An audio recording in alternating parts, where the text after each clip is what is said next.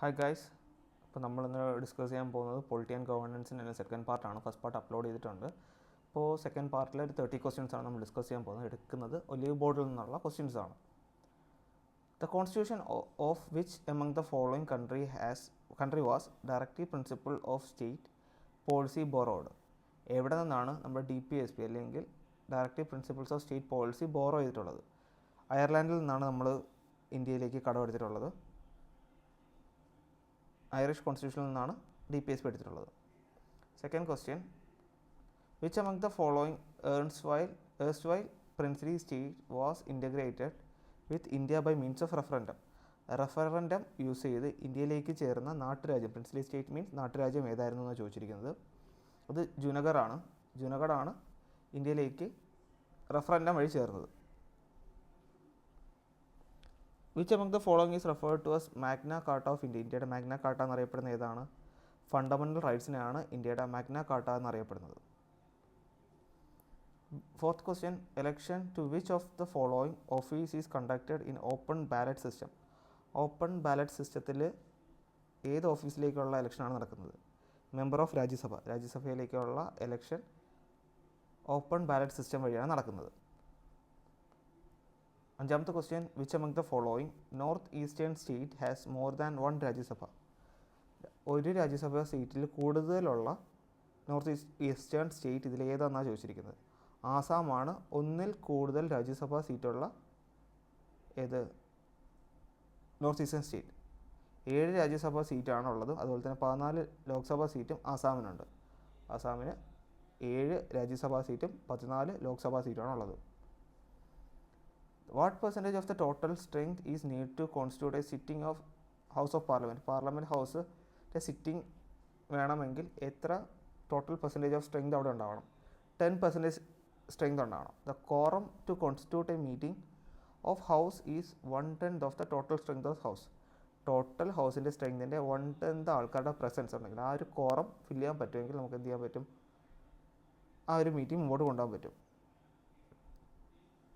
The presiding officer of house adjourns the house or suspends the meeting in the absence of quorum. For Lok Sabha 54, total 540+ ആൾക്കാരുണ്ടല്ലോ. അപ്പോൾ അതിൽ 54 ആൾക്കാരുണ്ടെങ്കിൽ ലോക്സഭയും total രാജ്യസഭയിൽ 240+ മെമ്പേഴ്സാണുള്ളത്. അപ്പോൾ 24 seats ഉണ്ടെങ്കിൽ രാജ്യസഭയുടെയും quorum ഫില്ലാവും. കാരണം അവരുടെ 10% ആണല്ലോ വരുന്നത്. ലോക്സഭയിൽ 54ഉം രാജ്യസഭയിൽ 24 ഉണ്ടെങ്കിൽ മിനിമം ആ ഒരു കോറം സെറ്റാവും. Seventh question, who among the following appoints pro tem speaker? Pro tem സ്പീക്കറിനെ ആരാണ് അപ്പോയിൻറ്റ് ചെയ്യുന്നത്? പ്രോ ടേം സ്പീക്കർ പ്രസിഡൻ്റാണ് പ്രോ ടേം സ്പീക്കറിനെ അപ്പോയിൻറ്റ് ചെയ്യുന്നത്.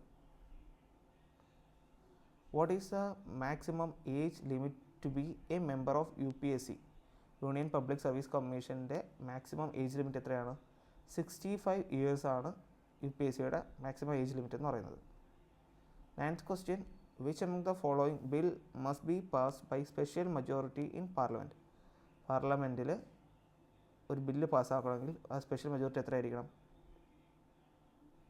കോൺസ്റ്റിറ്റ്യൂഷൻ ബില്ലാണ്. Which among the following bill, ഏത് ബില്ലാണ് ഇതിൽ പറയുന്നതെന്നാണ് ചോദിച്ചിരിക്കുന്നത്. Which among the following bill must be passed by special majority in പാർലമെൻറ്റിൽ സ്പെഷ്യൽ മെജോറിറ്റിയോടെ പാസ്സാക്കേണ്ട ബില്ല് ഇതിൽ ഏതെന്നാണ് ചോദിച്ചിരിക്കുന്നത്. ഓർഡിനറി ബില്ലാണോ, മണി ബില്ലാണോ, ഫിനാൻഷ്യൽ ബില്ലാണോ, കോൺസ്റ്റിറ്റ്യൂഷൻ ബില്ലാണോ എന്നാണ് ചോദിച്ചിരിക്കുന്നത്. കോൺസ്റ്റിറ്റ്യൂഷൻ ബില്ലാണ് സ്പെഷ്യൽ മെജോറിറ്റിയിൽ പാർലമെൻറ്റിൽ പാസ്സാക്കേണ്ട bill. Constitution amendment bill can be initiated only by the introduction of a bill for the purpose in either house of parliament.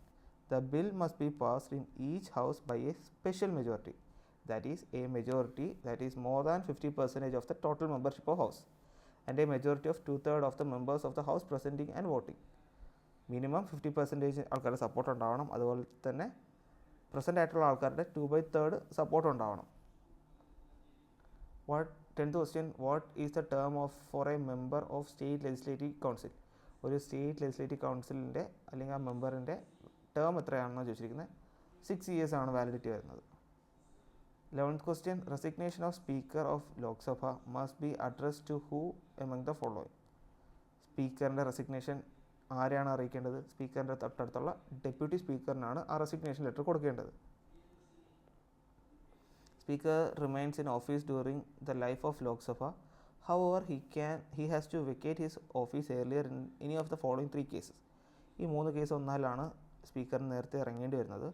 If he ceases to be a member of Lok Sabha, if he resigns by writing to the deputy speaker, if he is removed by a resolution passed by a majority of all the members of the Lok Sabha. Such a resolution can be moved only after giving 14 days advance notice. Who among the following acts as the chairman of all zonal council? ആരാണ്? Home Minister. Who among the following act as the chairman of all zonal council? Home Minister ആണ്. 13th question, what is the maximum period of continuation of financial emergency? Financial emergency എത്ര കാലം വരെ നമുക്ക് extend ചെയ്ത് കൊണ്ടുപോകാൻ പറ്റും? Maximum period no time limit ആണ്. നമുക്ക് എത്ര നാൾ വേണമെങ്കിലും ഇങ്ങനെ എക്സ്റ്റെൻഡ് ചെയ്ത് ഇവർക്ക് കൊണ്ടുപോകാൻ പറ്റും ഈ ഫിനാൻഷ്യൽ എമർജൻസി ആണെങ്കിൽ. Which among the following article deals with fundamental duty? Fundamental duty ആയിട്ട് വരുന്ന ആർട്ടിക്കിൾ ഏതാണ്? ആർട്ടിക്കിൾ 51A ആണ്. Article 51A specifies a code of 10 fundamental duties of the citizen. സിറ്റിസൺസിന് 10 ഫണ്ടമെൻ്റൽ ഡ്യൂട്ടീസാണ് 51A പറയുന്നത്. It was added to the constitution by 42nd constitution amendment act in 1976. 1976 ആണ് എന്ത് ചെയ്യുന്നത്? ഈ 42nd കോൺസ്റ്റിറ്റ്യൂഷൻ അമെൻമെൻറ്റ് ആക്ട് വഴിയാണ് ഈ 51A അല്ലെങ്കിൽ ഫണ്ടമെൻ്റൽ ഡ്യൂട്ടീസ് നമുക്ക് ആഡ് ചെയ്യപ്പെടുന്നത്. 15th question, as per the constitution there are totally how many types of urban local bodies in India? ഇന്ത്യയിൽ എത്ര അർബൻ ലോക്കൽ ബോഡീസ് ആണ് നിലവിലുള്ളതെന്നാണ് ചോദിച്ചിരിക്കുന്നത്. 8.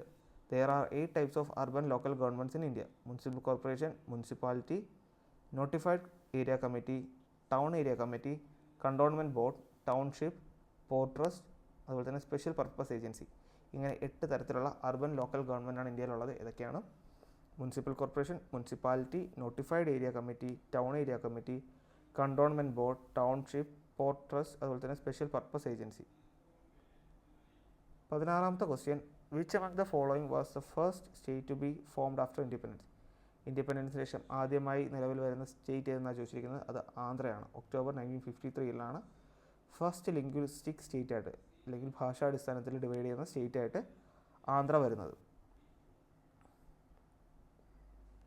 Chairman of Rajya Sabha is a president of which among the following parliamentary forum? Rajya Sabha chairman ഇതിൽ ഏതിൻ്റെ ഹെഡായിരിക്കും എന്നാണ് ചോദിച്ചിരിക്കുന്നത്. ഏത് ഫോറത്തിൻ്റെയാണ്? Parliamentary forum on population and public health. Population and public health എന്നുള്ള ഒരു ഭാഗത്തിൻ്റെ ചെയർമാനായിരിക്കും അവർ Rajya Sabha chairman. First general elections were held in which year? First general election ഏത് വർഷം നടന്നത്? 1951-52 ഫസ്റ്റ് ജനറൽ ഇലക്ഷൻ നടന്നത്. On January 24, 1950 the constitution assembly held its first session. January 24, 1950 constituent assembly അതിൻ്റെ ഫസ്റ്റ് സെഷൻ നടത്തിയതും. It however did not end and continued as the provisional parliament of India from January 26, 1950 till the formation of new parliament after the first general election in 1951-52. അന്ന് കൂടിയ constituent assembly January 26, 1950 മുതൽ അടുത്തൊരു general election നടക്കുന്നതുവരെ ഏകദേശം 1951-52 വരെ 2 വർഷത്തോളം അത് മുമ്പോട്ട് പോയി.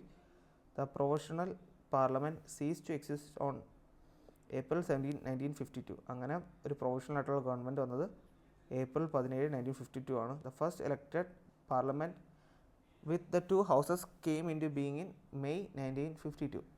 എന്നിട്ട് അത് നിലവിൽ വന്നത് May 1952. 19th question, which among the following act for the first time introduced communal electorate system in British India? British ഇന്ത്യയിൽ കമ്മ്യൂണൽ ഇലക്ട്രേറ്റ് സിസ്റ്റം കൊണ്ടുവന്നത് ഏത് ആക്റ്റാണ്? ഇന്ത്യൻ കൗൺസിൽ ആക്ട് ഓഫ് 1909 ആണ്. 1909 ആണ് Minto Morley reform. Minto Morley റിഫോംസിലാണ് എന്ത് ചെയ്യുന്നത്? Communal electorate എന്നുള്ള സാധനം അല്ലെങ്കിൽ സെപ്പറേറ്റ് ഇലക്ട്രേറ്റ് ഫോർ മുസ്ലിംസ് എന്നൊക്കെയുള്ള ഒരു സംഭവം കൊണ്ടുവരുന്നത്. This act legalise communal electoralism. Lord Minto came to be known as father of communal electorate. അങ്ങനെ ലീഗലൈസ്ഡ് കമ്മ്യൂണലിസം വന്നതും ഈ ഒരു സമയത്താണ്, 1909. അങ്ങനെ ഫാദർ ഓഫ് കമ്മ്യൂണൽ ഇലക്ട്രേറ്റ് എന്നറിയപ്പെടുന്നത് ലോർഡ് മിൻറ്റോ ആണ്. Question number 20, who among the following headed the Union Constitution Committee in Constitution Assembly? Constitution അസംബ്ലിയിൽ union constitution committee head ചെയ്ത വ്യക്തി ആരെന്നാണ് ചോദിച്ചിരിക്കുന്നത്. ജവഹർലാൽ നെഹ്റു ആണ് യൂണിയൻ കോൺസ്റ്റിറ്റ്യൂഷൻ കമ്മിറ്റി ഹെഡ് ചെയ്തത്. ഇപ്പോൾ ഇവിടെ കുറച്ച് കമ്മിറ്റിയും അവരുടെ ഹെഡായിരുന്ന ആൾക്കാരുമാണ് തന്നിരിക്കുന്നത്. യൂണിയൻ പവർ കമ്മിറ്റി വരുന്നത് ജവഹർലാൽ നെഹ്റു. യൂണിയൻ കോൺസ്റ്റിറ്റ്യൂഷൻ കമ്മിറ്റിയും ജവഹർലാൽ നെഹ്റു ആണ്. പ്രൊവിൻഷ്യൽ കോൺസ്റ്റിറ്റ്യൂഷണൽ കമ്മിറ്റി ആണെങ്കിൽ Sardar Patel, drafting committee doctor BR Ambedkar, rules of procedure committee doctor Rajendra Prasad, state committee Jawaharlal Nehru, steering committee doctor Rajendra Prasad. Okay. 21st question, which among the following state is not included in the 6th schedule of the constitution? 6th schedule ഇല്ലാത്ത ഭാഗം ഏതാണ്? നാഗാലാൻഡ് ആണ്. 6th schedule ഇല്ലാത്ത state എന്ന് പറയുന്നത് നാഗാലാൻഡ് ആണ്. The constitution under 6th schedule contains special provision for the administration of tribal areas in the 4 northeastern state of Assam, Meghalaya, Tripura, Mizoram. Okay. 6th schedule വരുന്നത് north ഈസ്റ്റിലെ 4 സ്റ്റേറ്റ്സിൽ ഉള്ള ട്രൈബൽ ഏരിയസിനെ കുറിച്ച് പറയുന്നൊരു കോൺസ്റ്റിറ്റ്യൂഷൻ്റെ പാർട്ടാണ് അതിൽ വരുന്നത്. 6th ഷെഡ്യൂളിൽ വരുന്നത് Assam, Meghalaya, Tripura, മിസോറാമാണ്.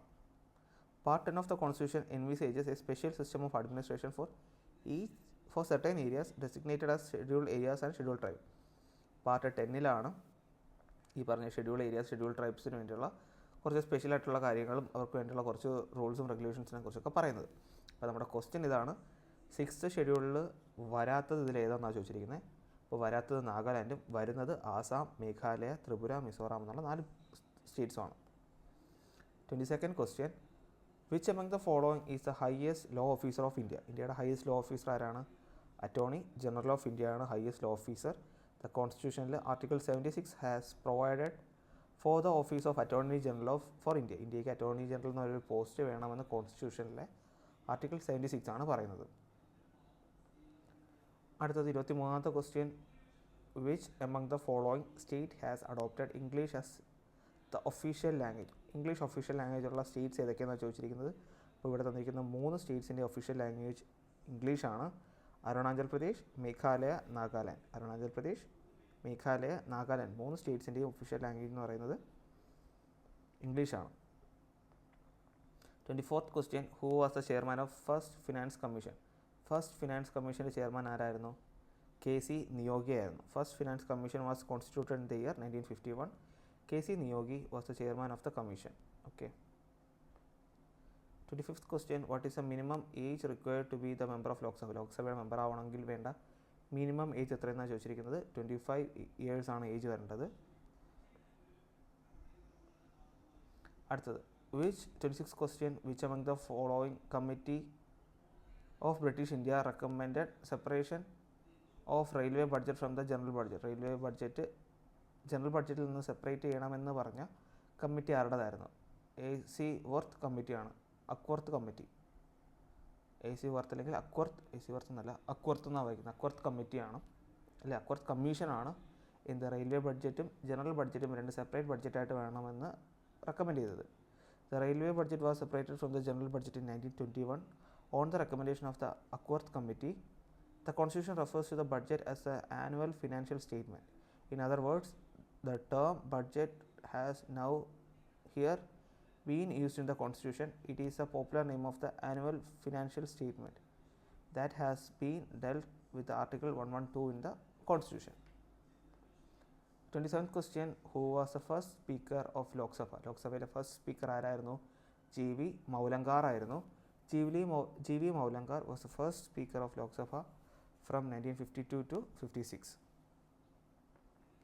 28th question, power of Supreme Court to defend fundamental right of the constitution comes under which of the following jurisdiction? Writ constitution ആണ് power of Supreme Court to defend fundamental right of the constitution comes under which of the following jurisdiction? Supreme കോടതിയുടെ fundamental റൈറ്റ്സിനെ defend ചെയ്യാനുള്ള power എവിടെ നിന്നാണ് വരുന്നതെന്ന് ചോദിച്ചാൽ റിട്ടിൽ നിന്നാണ്. The constitution has constituted the Supreme Court as the guarantor and defender of the fundamental right of the citizen.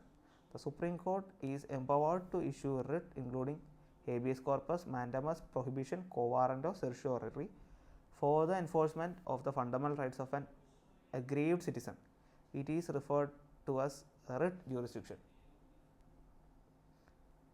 To change the name of state, constitution authorizes who among the following? ഒരു സ്റ്റേറ്റിൻ്റെ പേര് മാറ്റണമെങ്കിൽ ആരാണ് അതിൻ്റെ ചുമതലപ്പെടുത്തിയിരിക്കുന്നത്? പാർലമെൻറ്റാണ്. Article 3 of the constitution authorises the parliament to form new states and alter the area. ഇപ്പോൾ നമ്മുടെ കേരള എന്നുള്ളത് കേരളം ആക്കിയതും ഈ ഒരു ആർട്ടിക്കിൾ 3യുടെ ബേസിസിലാണ്. അപ്പോൾ നമ്മുടെ last question, there are totally how many schedules present in Indian Constitution? Indian കോൺസ്റ്റിറ്റ്യൂഷനിൽ എത്ര ഷെഡ്യൂളാണ് നിലവിലുള്ളത്? 12 ഷെഡ്യൂളാണ് നിലവിലുള്ളത്. Schedule are the list of constitution that categorises and tabulate bureaucratic activity and policy of the government.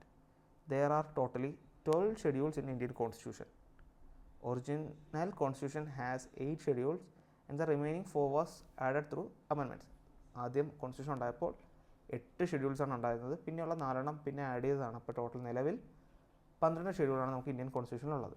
അപ്പോൾ ഇതോടെ പൊളിറ്റി ആൻഡ് ഗവേണൻസ് എന്നുള്ള second part തീർന്നിട്ടുണ്ട്. അടുത്ത ക്വസ്റ്റ്യൻസ് ഒക്കെ ആയിട്ട് നമുക്ക് അടുത്തൊരു സെഷനിൽ കാണാം. ഇതുവരെയും കേട്ടിരുന്നവർക്ക് താങ്ക് യു.